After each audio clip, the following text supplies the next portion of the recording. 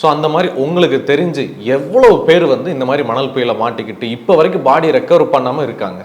அந்த மாதிரி நிறைய பேர் இருக்காங்க. என்னென்னு கேட்டிங்கன்னா, அங்கே வந்து மஜ்ரான்னு சொல்லக்கூடிய, மஜ்ரான்னா தோட்டத்துக்கு வேலைக்கு, வீட்டு வேலைகளுக்கு வந்துடுவாங்க. வந்துட்டு அவங்கள கொண்டு போய் ரொம்ப பார்த்திங்கன்னா, சில இடத்துல நீங்கள் பாலைவனம் ரொம்ப கஷ்டமாக இருக்கும்.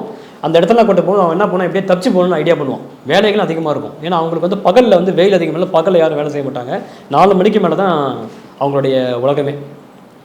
ஏன்னா அப்போ தான் ஈஸியாக வெளியே வர முடியும், போக முடியும். அப்போ என்ன ஆகிடுதுன்னு கேட்டிங்கன்னா, அந்த படத்தில் காமிச்சானே எனக்கு தெரியல, ஜென்ரலாக காமிக்கும்போது யாரும் தப்பிச்சு தான் அப்படி வர முடியாது, ஏன்னா கண்டுபிடிச்சிருவாங்க. அதனால என்னென்னா ரிவர்ஸ்லேயே நடப்போம்.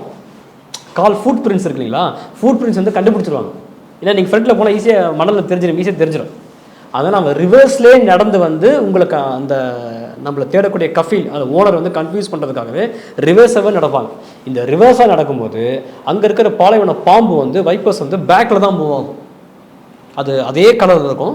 கொத்த வரும்போது மட்டும் ஃப்ரண்ட்டில் வந்து கொத்தும். இந்த மாதிரி இவங்க போவாங்க. இவங்களும் ரிவர்ஸ் போவான், பாம்பு ரிவர்ஸில் போவோம், அடித்து செத்துருவோம்.